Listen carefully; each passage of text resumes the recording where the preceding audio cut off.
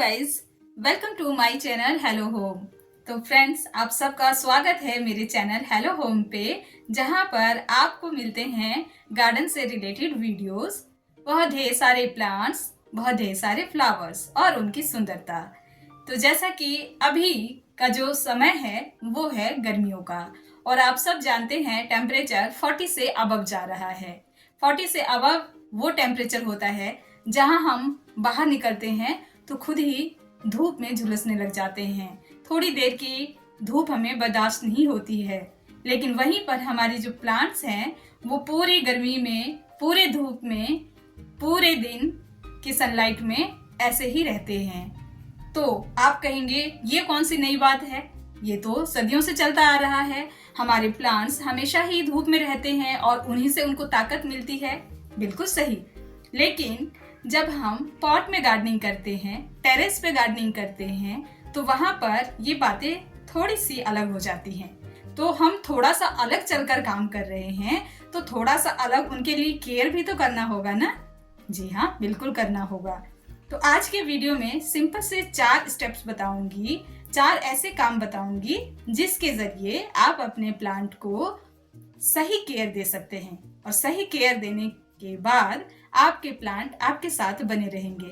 हर किसी की चाहत होती है कि उनके प्लांट जो हैं वो हमेशा ही लश ग्रीन बने रहे, बहुत ढेर सारी फ्लावरिंग करे और गार्डन उनका बहुत सुंदर दिखता रहे। लेकिन ये एक ऐसा मौसम है जिस वक्त पे अगर ध्यान न दिया जाए, जितने भी प्लांट्स हैं वो खराब हो सकते हैं। तो बस कुछ नहीं करना है, 4 सिंपल सी बातों को जानना है और उन्हें फॉलो करना है, जिसके जरिए प्लांट जो है वो सेफ रहेंगे, बहुत अच्छे से बने रहेंगे, धूप से प्रोटेक्टेड रहेंगे और बहुत ढेर सारी फ्लावरिंग करेंगे। जस्ट इसके बाद आने वाला है बरसात का मौसम, तो उस वक्त अगर अभी आपने ये प्लांट्स इस वक्त बचा लिए, तो फिर उस वक्त आपके प्लांट जो है वो भर भर के फ्लावरिंग करेंगे और आपका गार्डन एकदम फूलों से भरा रहेगा, महकता रहेगा। तो चलिए ज्यादा देर नहीं करते हैं, गार्डन में चलते हैं और उन 4 बातों को जानते हैं।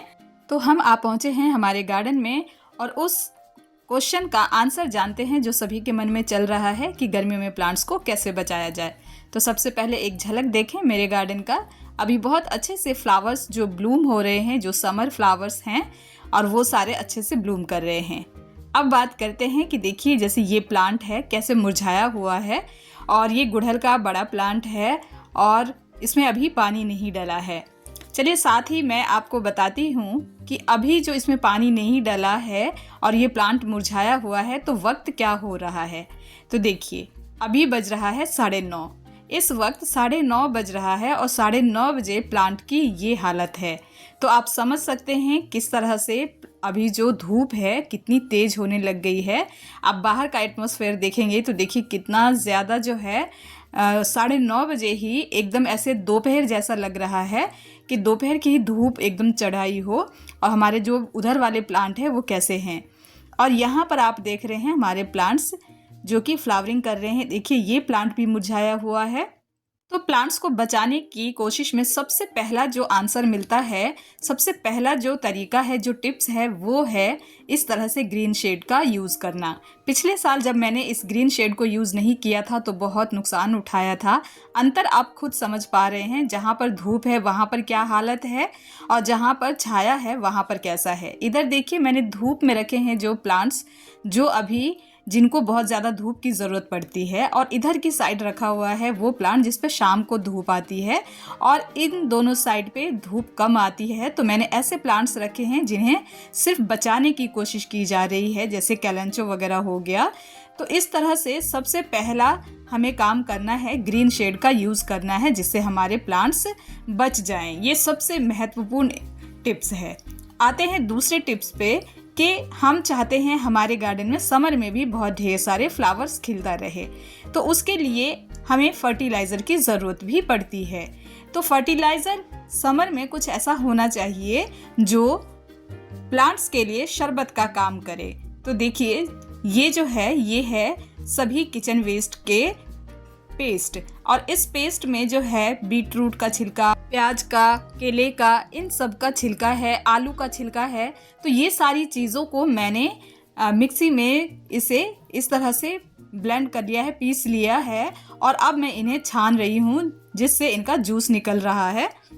तो ये फर्टिलाइज़र हम प्लांट्स को प्रोवाइड करेंगे और इस फर्टिलाइज़र में बहुत अच्छी मात्रा में NPK मिल जाएगा हमारे प्लांट को। इस वक्त समर में जो भी ज़रूरत है प्लांट की वो हम इस फर्टिलाइज़र से पूरा कर लेंगे। और ये जो वेस्ट निकला है इसे हम फेंकेंगे नहीं, क्योंकि ये ताज़ा है, सड़ाया हुआ नहीं है। तो इसे हम दोबारा फर्टिलाइज़र जहाँ पे हम कंपोस्ट अपना तैयार करते हैं उसमें डाल देंगे।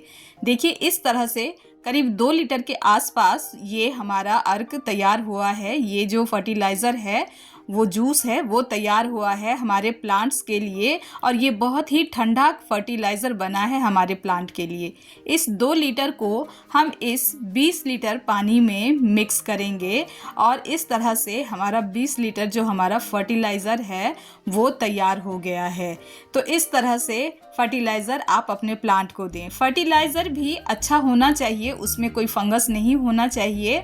तो इसके लिए मैं 1 चम्मच इसमें फंगीसाइड का यूज़ कर रही हूँ, क्योंकि गर्मियाँ हैं तो गर्मियों में प्लांट्स पे फंगस का अटैक बहुत ज़्यादा होता है। तो इस समय हमें हमारे प्लांट को फंगस से भी बचाना है।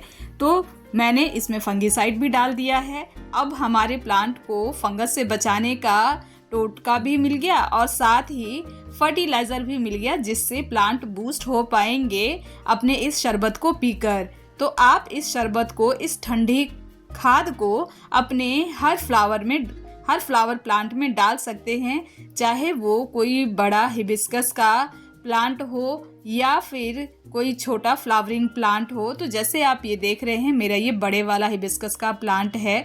यहाँ आप देख रहे हैं समर में फ्लावरिंग करने वाला सनफ्लावर प्लांट है, ये मैक्सिकन पिटूनिया है। और इसी के साथ यहाँ आप देख रहे हैं समर में most popular flowering plant moss rose है और यहाँ बेबी सन रोज़ है।